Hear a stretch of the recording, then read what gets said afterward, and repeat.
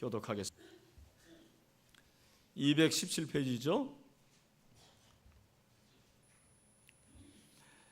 네, 217페이지 10절을 제가 먼저 읽겠습니다. 밤에 형제들이 곧 바울과 실라를 베레아로 보내니 그들이 이르러 유대인의 회당에 들어가니라.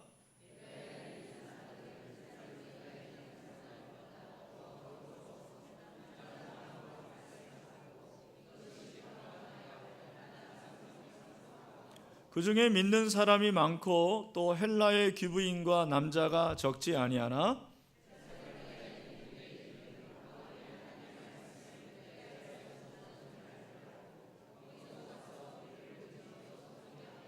형제들이 곧 바울을 내보내어 바다까지 가게 하되 실라와 디모데는 아직 거기 머물더라.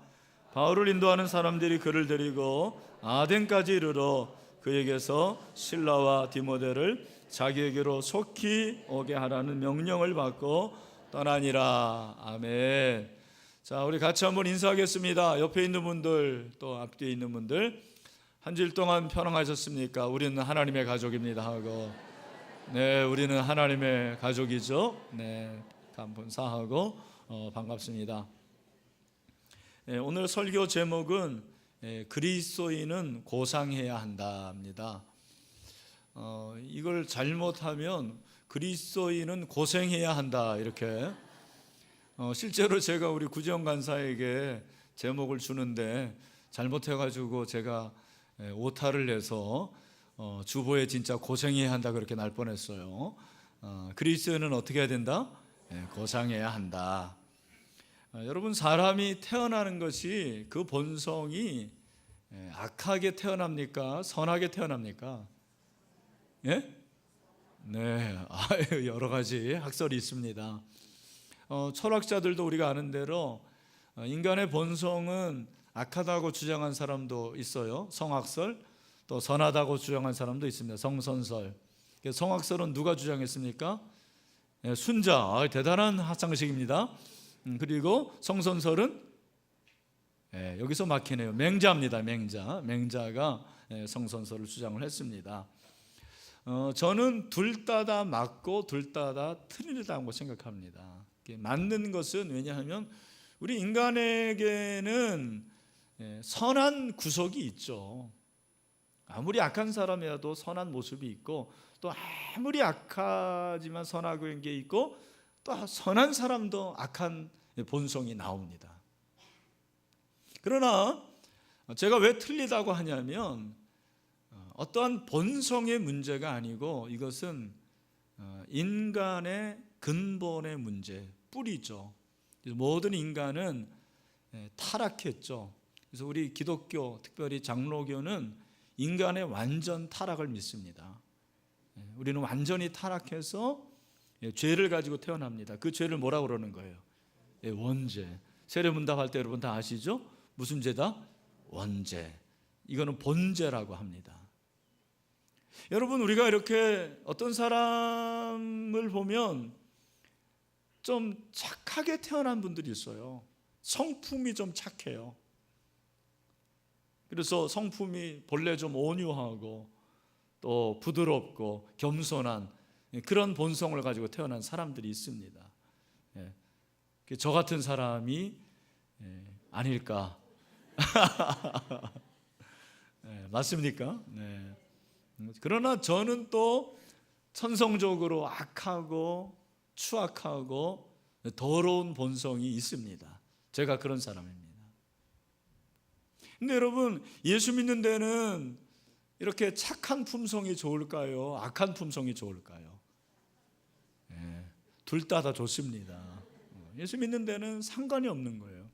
근데 오늘 이 본문에 보면 천성적으로 품성이 아주 고상하고 좋은 사람들이 나오는데, 이 사람들이 어디에 살았냐면 베레아에 살았어요. 베레아는 데살로니가에서 선교하고 베레아로 가는데, 데살로니가에서 남서쪽으로 한 85km 떨어진 곳입니다. 근데 이곳에 사는 사람들이 베레아 사람들 아니겠습니까?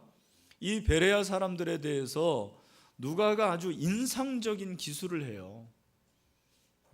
그 베레아 사람들은 이러이러하다 얘기를 하는 거죠. 11절 아닙니까? 11절 보세요. 우리 11절 한번 다 같이 한번 크게 또 읽어봤으면 좋겠습니다. 시작. 베레아에 있는 사람들은 데살로니가에 있는 사람들보다 더 너그러워서 간절한 마음으로 말씀을 받고 이것이 그러한가 하여 날마다 성경을 상고함으로. 아멘. 여기 베레아에 있는 사람들은, 이 베레아 사람들은 데살로니가 사람들보다 더 어떻게 하다고 그랬습니까? 너그러워서 그렇게 말하고 있어요. 성경을 좀 읽으신 분들은 우리가 지금 가지고 있는 성경은 개역 개정이고 이전의 성경이 개역 성경인데, 개역 성경에는 더 너그러워서를 어떻게 표현했죠? 더 신사적이어서, 산부가 실력이 있어요 확실히. 더 신사적이어서 그렇게 표현을 했습니다. 근데 신사적이다, 더 너그럽다, 이 두 가지가 다 맞는 표현이지만 저는 좀 다른 표현을 하고 싶습니다. 더 너그럽다 이 말 대신에 더 고상하다, 그렇게 말하고 싶어요. 이건 제 개인적인 생각이 아니고, 여러분 이 너그럽다라는 단어가 헬라어로 유게네스테로인데 원어가 어원이 유게네스입니다. 이 유게네스는 뜻이 고상한 그런 뜻이에요. 영어로 노블이에요. 노블. 여러분 노블이라는 단어 아시죠? 그러니까 베레아 사람들은 더 신사적이었다, 더 너그러웠다, 이 말은 다른 말로 뭐예요? 더 고상했다라는 거예요. 여러분 고상한 게 뭐예요? 아, 그 사람 참 고상하다, 당신 옷이 참 고상하다, 그렇게 말하지 않습니까? 이 고상하다라는 단어는 뜻이 품위가 있고 훌륭하다라는 거예요. 그 베레아 사람들은 아주 고상한 사람들이었어요. 이 고상한 것은 품성이 고상했다라는 거예요. 그들이 천성적으로 아주 좋은 그런 품성을 가지고 태어난 귀인들이었다라는 거예요. 고상한의 반대가 뭐겠습니까? 저상한, 안 고상한, 천박한 것이 반대어예요. 베레아 사람들이 고상했다라는 것은 그들의 성품이 고상한 거예요. 성품. 베레아 사람들은 천성적으로 타고난 성품이 좋았다라는 말이에요. 그 성품이 어떠한 품성이었을까? 부드럽고 온유한 성품이었을 것입니다. 사람은 성품이 오래가는 거예요. 사람은 성품으로 말합니다. 능력으로 말하는 게 아니에요. 어떤 사람과 오래 사귀려면 뭐가 좋아야 돼요? 성품이 좋아야 돼요. 한 교회에서 목회를 오래 하려면 뭐가 좋아야 되겠습니까? 성품이 좋아야 돼요. 여러분들이 어떠한 공동체 내에서 계속해서 있으려면 성품이 좋아야 돼요. 근데 그 성품이 고상한 성품이면 얼마나 좋겠습니까?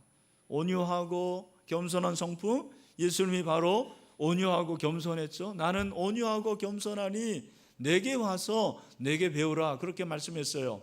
베레아 사람들은 온유하고 겸손했을 것입니다. 또한 고상하다라는 것은 사심이 없다라는 말이에요. 뭐가 없다? 사심. 개인적인 욕심입니다. 여러분 인간이 누구나 불순한 동기가 있을 수 있어요. 사심이 있습니다. 교회 나오는데도 사심을 가지고 오는 사람들이 있습니다. 간혹 너무 가난한 사람들은 내가 좀 예수 믿으면, 교회 다니면 부자로 살면 좋겠다, 그런 마음을 가지고 와요. 여러분 그것이 일면 맞습니다만 그 마음이 첫 번째 목적이면 안 되죠. 그것은 고상한 게 아니에요. 대형교회를 다니는 분들 보면 왜 대형교회로 다니느냐 조사해 보니까 가장 많은 이유가 뭐냐면 내 사업에 유익이 되기 위함이라는 거예요. 그것은 고상한 목적이 아니죠. 사실은 고상하지 않은 것입니다. 여러분 사심이 없어야 돼요. 베레아 사람들은 그런 사심이 없었다라는 거예요. 또한 베레아 사람들이 고상하다라는 것은 편견이 없었다라는 말입니다. 여러분 고상하다 이 말은 다른 말로 편견이 없는 거예요. 편견은 마음을 다치게 합니다. 아무리 대단하도 편견을 가지면 왜곡할 수밖에 없는 것입니다. 여러분, 우리가 얼마나 많은 편견 속에 있는지 몰라요. 어떤 사람을 볼 때, 또 사물 환경을 볼 때 편견 가운데 있습니다. 늘 학습을 받아요. 여러분의 편견 하나만 제가 말해 볼게요. 여러분, 새가, 종달새가 이렇게 종달종달합니까? 노래를 합니다. 그런데 그 종달새가 종달종달할 때 우리는 새가 어떻게 한다고 그러죠? 새가 운다고 그럽니다. 새가 웁니까 웃습니까? 새가 노래하는 것입니다. 그런데 우리는 편견이 새가 운다고 생각을 해요. 여러분, 우리가 눈에 보이는 것으로 인한 편견이 얼마나 많은지 몰라요. 심지어는 예수님을 편견한 사람들도 있었습니다. 예수님의 고향 사람들이죠. 예수님이 그 엄청난 가르침을, 엄청난 기적을 행했음에도 불구하고 예수님을 배척한 사람들이 누구였냐면 예수님의 고향 사람들이었습니다. 마가복음 6장을 보면 예수님이 고향에서 배척을 받고 쫓겨나요. 3절입니다. 이 사람이 마리아의 아들 목수가 아니냐, 야고보와 요셉과 유다와 시몬의 형제가 아니냐, 그 누이들이 우리와 함께 여기 있지 아니하냐 하고 예수를 배척한지라. 그 예수 우리하고 같이 살았는데, 나사렛 목수 아들인데 무슨 목수 아들이 그렇게 큰 일을 하느냐. 예수님을 배척해요. 예수님을 쫓아냅니다. 제가 깨달았습니다. 편견은 이렇게 무섭구나. 편견은 예수님도 배척하는구나. 여러분, 아마 편견을 가진 사람은 오늘날 예수님이 여러분 앞에 와도 편견할 거예요.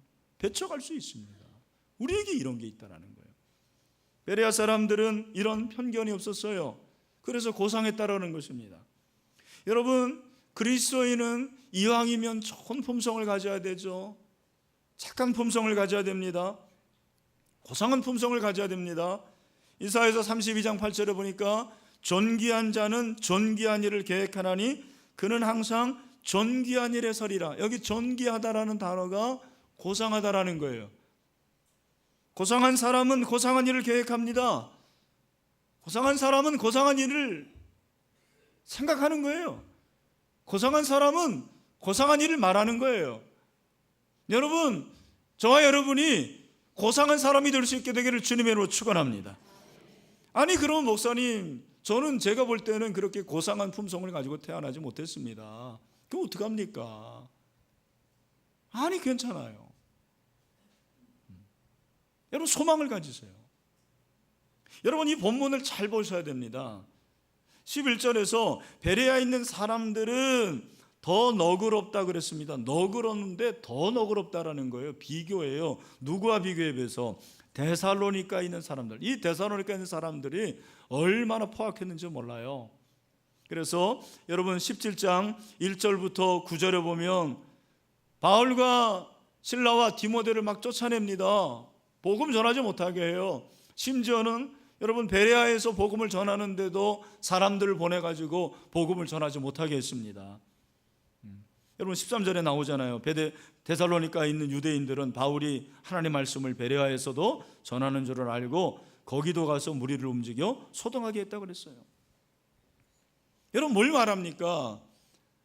베레아 사람들이 참 고상했어요. 사심도 없고 그들이 참 편견도 없었고 훌륭한 인격을 가졌습니다. 그러나 그들도 완전한 사람들은 아니었다라는 거예요. 완전하게 고상한 사람이 아니었어요. 이 세상에 완전한 사람이 어디 있습니까? 어떤 부분에 고상하면 어떤 부분은 천박할 수 있는 거예요. 내가 어떤 곳에서 성품이 좋으면 다른 부분에서는 얼마든지 성품이 나쁠 수도 있어요. 여러분은 어떻게 우리가 인격적으로 도덕적으로 완벽합니까? 그럴 수가 없는 거예요. 베레아 사람들이 고상했지만 비교예요, 비교.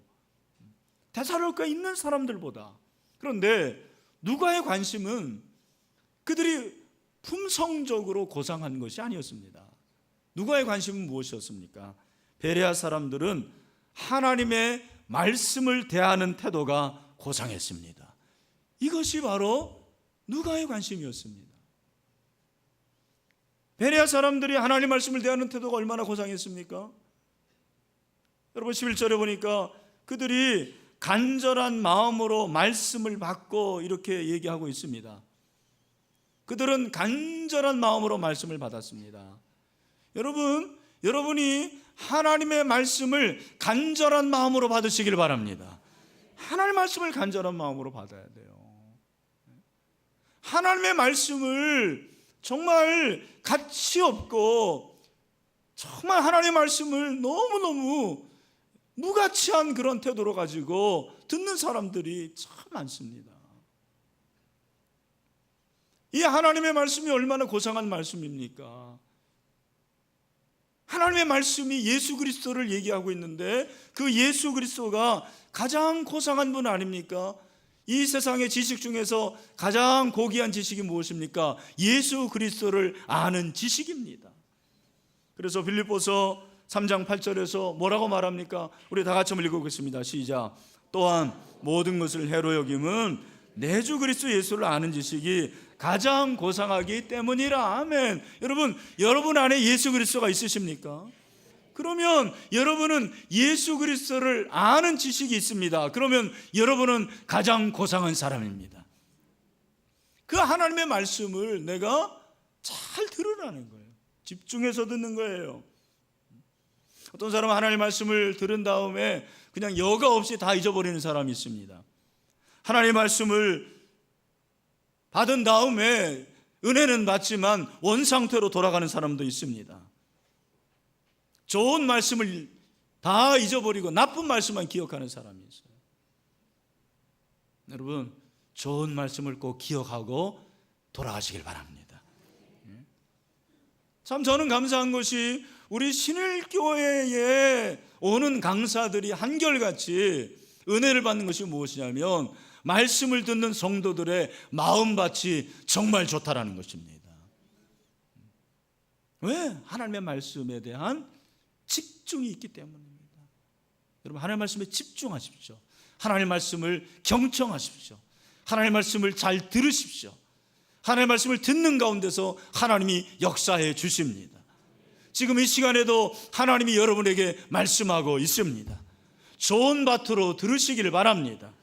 좋은 밭에 말씀이 떨어지면 100배의 열매를 거둘 수가 있습니다. 여러분의 삶이 100배의 역사가 일어날 줄로 믿습니다. 단 조건은 하나님의 말씀을 듣는 것입니다. 집중하는 것입니다. 그 사람이 고상한 사람이에요. 제 아무리 이 세상에서 박사학위가 많고 아주 유식한 사람이지만 하나님의 말씀을 듣는 것을 소홀히 하면 그 사람은 천박한 사람이에요. 여러분, 난 놓고 기억자도 모르고 초등학교 문턱에도 가본 적이 없지만 하나님의 말씀을 듣고 경청하는 사람, 그 사람은 고상한 사람입니다. 저는 여러분이 고상한 사람이 되기를 축원합니다. 베레아 사람들은 말씀에 대해서 집중하는 것뿐만이 아니었습니다. 오늘 본문에 보니까 간절한 마음으로 말씀을 받고 그 다음에 뭐라고 그랬습니까? 이것이 그러한가 하여 날마다 성경을 상고했다 그랬습니다. 여러분, 여기 상고하다라는 이 단어는 몇 가지로 해석할 수가 있어요. 여기 상고하다 이 말은 시험하다 그런 뜻입니다. 시험하다라는 것은 긴가 아닌가 그런 태도가 아니에요. 회의적인 태도가 아닙니다. 의심하는 게 아니에요. 비난하는 것이 아닙니다. 여기서 시험하는 것은 연구하는 시험이에요. 상고하는 것은 하나님의 말씀을 어떻게 하는 거예요? 연구하는 거죠. 그들이 목회자라서 연구한 게 아니에요. 신학교를 다녀서 연구한 것이 아닙니다. 하나님의 말씀을 집중하고 들으니까 연구할 수밖에 없는 대상이라는 걸 깨달은 거예요. 그래서 저는 여기 상고하다 이 말을 다른 단어로 좀 대체하고 싶습니다. 그것이 뭐냐? 여러분 따라합시다. 실험하다. 뭐하다? 하나님의 말씀을 날마다 실험한 거예요. 그 말씀을 실험했어요. 삶의 현장이 실험의 장소였어요. 여러분, 과학 실험을 한 적이 언제입니까? 제가 몇 번 기억이 안 나는데 초등학교 때 제일 먼저 했던 과학 실험이 리트머스 시험지 실험이었습니다. 리트머스 시험지 빨간색을 어떤 액체에 넣는데 그 액체가 빨간 색깔이 그대로 있다 그러면 그 액체는 뭐예요? 네, 산성. 할렐루야. 그런데 그 리트머스 시험지가 푸른색으로 변하면 뭐예요? 알칼리성. 그게 실험이죠. 여러분, 하나님의 말씀에 대해서 고상한 태도를 취하는 것이 실험하는 태도예요. 날마다 실험했어요, 이 사람들은. 하나님의 말씀을 들으면 이 말씀이 과연 내 삶에 어떻게 적용이 될 수 있을까? 이 말씀이 나에게 주는 의미가 무엇인가? 내가 이 말씀을 이렇게 저렇게 한번 실천하려고 노력해 보리라, 이런 의도가 있었어요. 날마다 성경을 상고했다. 날마다 성경을 연구하고 날마다 성경을 실험해 본 거예요. 여러분, 책상에서만 하나님의 말씀을 접하는 게 아니에요. 여러분, 책상에서만 하는 것은 고상한 것이 아닙니다.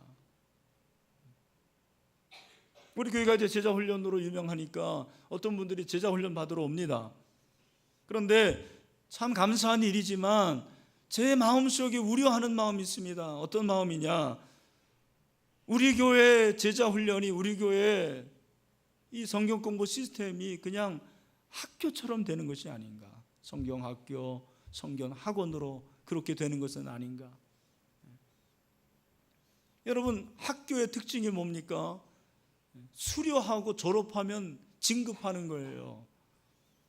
그러니까 세가족 성경 공부 수료하면 양육반 수료하면 제자훈련 준비반, 제자훈련 준비반 끝나면 제자훈련반, 제자훈련반 끝나면 사역훈련반, 또 끝나면 전도법 훈련반. 안 하는 사람들보다 훨씬 낫습니다. 그러나 수료했다고 해서 그 사람이 고상해지는 건 아니에요. 우리 집에 수료증이 그렇게 세워질 때 참 내가 고상한 것 같아요. 내가 참 실력 있는 그리스도인 같아요. 그것이 여러분의 고상함을 말해주지 않습니다. 중요한 것은 무엇입니까? 나는 하나님의 말씀을 제대로 몰라요. 나는 정말 성경 일독을 제대로 해본 적도 없어요. 그러나 그 하나님의 말씀을 내가 들은 대로 그 말씀을 내 삶의 현장에서 하나라도 실험해 보는 거죠. 이것이 진짜 고상한 것이라는 거예요. 이 사람이 고상한 그리스도입니다. 여러분, 신앙은 이론이 아닙니다. 신앙은 실제입니다. 리얼리티입니다. 신앙은 그래서 항상 현장이 있어야 돼요. 저는 개인적으로 신학과 목회의 관계가 이론과 현장의 관계와 같다고 생각해요. 여러분, 신학이 없는 목회는 얼마나 불완전한지 몰라요. 건전하지 못합니다. 그러나 목회가 없는 신학은 죽은 신학입니다. 여러분도 마찬가지입니다. 하나님의 지식, 이론이 있죠. 여러분이 듣습니다. 그 말씀을 여러분들이 공부합니다. 그 말씀이 이론으로 끝나면 멋있어질지 몰라요. 그러나 여러분의 신앙에 얼만큼 변화가 일어나던가요. 내가 아는 말씀이 많이 없더라도 그 말씀을 내 삶의 현장에서 하나라도 실천하고 노력해보고 실험해보면 여러분, 내가 얼마나 연약한 존재인지를 알아요. 얼마나 많이 실패하는지 모릅니다. 여러분, 실험하는 과학자들 보세요. 뭘 하나를 발명하려면 수십 번, 수백 번의 실패를 거쳐야 돼요. 에디슨이 999번 실패해서 마지막 1000번에 전기를 발명하지 않습니까? 여러분도 마찬가지입니다. 하나님의 말씀을 듣고 그 말씀을 여러분의 삶의 현장에서 실천해 볼 때, 실험해 볼 때 얼마든지 실패할 수가 있습니다. 그 실패가 내가 어떤 존재인자라는 것을 알게 합니다. 그리고 하나님을 의지하고 성령을 의지하게 합니다. 여러분, 그 가운데서 성공하는 그 순간 우리 가운데 놀라운 성령의 은혜가 임하게 되는 것입니다. 저는 그것이 진정한 고상함이라고 생각해요. 여러분, 요즘에 직장도 그렇다고 그러잖아요. 최근에 9월 2일자 시사주간지 타임즈에 아주 흥미로운 기사가 실렸습니다. 제목이 안기가 나를 죽이고 있다. 안기, 아예 니은 지읒입니다. 요즘은 이렇습니다. 담배보다 건강에 나쁜 것이 있는데 뭔지 아십니까? 앉아있기라는 거예요. 앉아있는 게 그렇게 건강에 나쁘다는 거예요. 그렇다고 지금 다 일어나시는 마시고. 여러분, 최근 미국에서는 안기와의 전쟁을 선포하는 직장인이 늘어나고 있다고 그래요. 오래 앉아있으면 심장질환, 당뇨, 비만, 고혈압의 가능성이 높대요.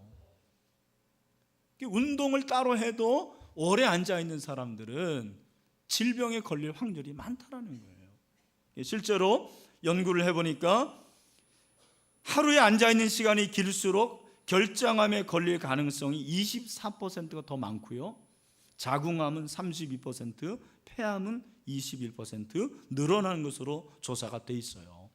최근에 구글이나 실리콘밸리에 있는 그 젊은 직장인들이 스탠딩 오피스를 원한다는 거예요. 스탠딩 오피스. 우리는 앉아있는 직장이 최고라고 생각하잖아요. 아니라는 거예요. 일부러 일어서서 근무한다는 거예요. 저는 이 기사가 참 저에게 맞는 것이었습니다. 육체적으로 그리고 영적으로 다 맞는 일이었어요. 그래서 이 기사를 오려가지고 제 컴퓨터 모니터 앞에 붙여놨습니다. 여러분, 제가 운동하지만 앉아있는 시간이 많아요. 그러니까 운동이 별로 그렇게 효과가 없는 거예요. 살이 별로 안 빠져요. 일어서 있어야 됩니다. 걸어 다녀야 돼요. 여러분, 목회적으로 그렇습니다. 성도들이 점점 늘어나니까 제가 현장에 가는 일이 많이 없어지는 거예요. 정말 신방이 줄어들면서, 물론 제가 해야 할 일이 있지만 내가 내 방에서 목회를 하고 있는 건 아닌가. 또 기도의 자리에 나가고 산기도를 하고 금식기도를 하고 해야 되는데 내가 지금 과연 어떠한 상황이 있는가라는 생각을 해봤습니다. 여러분, 저만 그렇다고 생각하지 않습니다. 여러분도 마찬가지입니다. 신앙생활이 자꾸 이론으로 책상에서만 하면 능력이 없어요. 힘이 없습니다. 열매도 없습니다. 끊임없이 현장으로 나가야 되는 거죠. 내 가정이 현장입니다. 여러분의 직장이 현장입니다. 여러분의 사업장이 현장입니다. 여러분, 정직이라는 것을 생각해 보십시오. 제가 이번에 깨달았는데요, 발견한 사실인데 성경이 정직에 대해서 얼마나 많이 말하고 있는지 몰라요. 한번 여러분들이 다른 건 몰라도 잠언만 읽어보세요. 잠언만 하더라도 정직이라는 단어가 그렇게 많이 나옵니다. 정직은 크게 두 가지더라고요. 하나님 앞에서의 정직, 사람 앞에서의 정직입니다. 신명기 21장에 보면은 9절에서 너는 이와 같이 여호와께서 보시기에 정직한 일을 행하여 무지한 자의 피 흘린 죄를 너희 중에서 제할지니라 그랬어요. 그리고 계속해서 정직을 말합니다. 의인의 생각은 정직하여도 악인의 도모는 속임이니라. 악인의 말은 사람을 엿보아 피를 흘리자 하는 것이거니와 정직한 자의 입은 사람을 구원하느니라. 놀라운 것은 여러분, 정직한 자가 나라를 살립니다. 도시를 살립니다. 잠언서 11장 11절 우리 같이 한번 읽어볼까요? 시작. 성읍은 정직한 자의 축복으로 인하여 진흥하고 악한 자의 입으로 말미암아 무너지니라. 여러분, 하나님은 정직한 자에게 은혜를 베풀어 주십니다. 잠언서 14장 9절 미련한 자는 죄를 심상히 여겨도 정직한 자 중에는 은혜가 있느니라. 아멘. 악한 자의 집은 망하겠고 정직한 자의 장막은 흥하리라. 악인의 제사는 배우면 그것을 여호와께서 미워하셔도 정직한 자의 기도는 그가 기뻐하시느니라. 아멘. 여러분, 정직하다라는 것을 우리가 집중해서 들었습니다. 그럼 어떻게 되는 거예요? 이제는 여러분이 나가는 그 세상 현장에서 정직을 실험해 봐야 되는 거예요. 정직을 실험해야 돼요. 누가 거짓말하게 한다? 그래도 나는 이를 악물고 혀를 깨물고 정직을 실험해 보는 거예요. 거짓말과 부정직과 이런 것에 대해서 우리가 당당히 맞설 수 있어야 된다는 거예요. 여러분, 한국교회 현실을 아시죠? 한국교회 신뢰도가 19.4%입니다. 특별히 무종교인의 기독교 선호가 카톨릭의 4분의 1이고 불교의 3분의 1에 불과했습니다. 무엇을 말합니까? 그만큼 한국교회를 믿지 않는 거예요. 왜 안 믿느냐? 원인이 뭐냐? 언행불일치와 모범이 되지 않는다라는 것입니다. 무슨 말입니까? 기독교인들이 고상하지 않다라는 거예요. 기독교인으로서 품위를 상실한 것입니다. 여러분, 오늘 이 시대에 어떤 그리스도인이 필요하다고 생각하십니까? 우리가 전도하는데 물론 입으로 전도합니다. 그런데 입으로 전도하는 것과 더불어서 여러분 기억하십시오. 여러분의 품위로, 여러분의 고상함으로 예수 그리스도의 고상함을 전파할 수 있게 되기를 간절히 소원합니다. 이것이 진정한 전도라는 거예요. 여러분, 식민지 시절에 실제 있었던 실화입니다. 재판정에서 있었습니다. 일본 판사가 살인 혐의자에 대한 판결을 앞두고 있었습니다. 심중으로는 그 사람이 분명 살인자인데 증거가 없었습니다. 증인이 한 명뿐이었는데 조선 여자였습니다. 물증도 없습니다. 증인 한 명뿐입니다. 그러니까 변호사와 혐의자가 끝까지 우기면 증언이 효력을 못 볼 상황이 되었습니다. 그런데 판사는 살인 혐의자를 구속했습니다. 판결문에 이렇게 썼습니다. 이 사람이 여자지만 예수교 신자이므로 절대로 거짓말하지 않을 것이기 때문에 비록 물증은 없지만 이 여자의 증언을 가장 신빙성 있는 것으로 받아들여서 이 죄인에게 형을 선고한다 그랬어요. 물어볼게요. 오늘날 여러분이 그 증언이라면 그 판사가, 재판장이 당신의 말을 신뢰하겠습니까?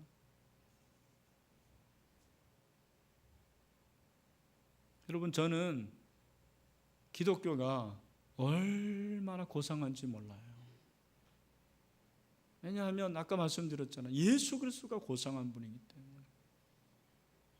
그 예수 그리스도의 아름다움, 예수 그리스도의 선하심,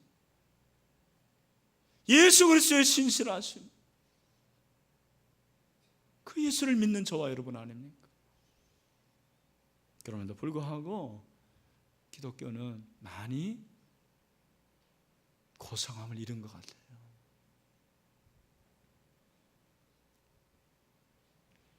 여러분, 이 주변에 있는 사람들이 신일교회 교인들을 보면서 아, 저 사람들은 참 고상한 사람들이다, 그런 말을 좀 들었으면 좋겠어요. 이건희 목사를 보면서 주변의 사람들이 아, 저 목사 참 믿을만하고 참 품이 있고 훌륭한 목사다.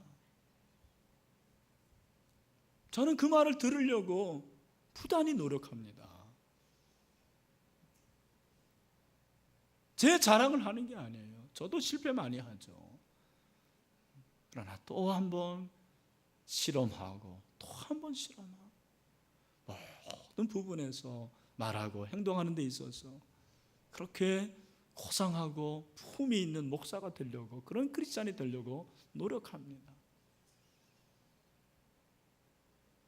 우리 모두 이런 노력을 하면 참 좋겠다라는 생각을 해요. 오늘날 기독교가 천박해졌습니다. 고상함을 잃었습니다. 그것은 저와 여러분의 잘못입니다. 우리 신일교회만이라도 고상함을 회복합시다. 그리스도는 고상해야 됩니다. 품위가 있어야 됩니다. 훌륭해야 됩니다. 그런 사람이 되시기를 주님의 이름으로 축원합니다. 그래서 이번 주에 여러분 고상하게 살다 오세요. 어떤 분은 또 나는 고상하게 거짓말할 거야 이렇게 생각하는데, 그러지 마시고 우리 옆에 있는 분에게 고상한 그리스도인이 됩시다. 한번 인사하겠습니다. 네, 기도하겠습니다.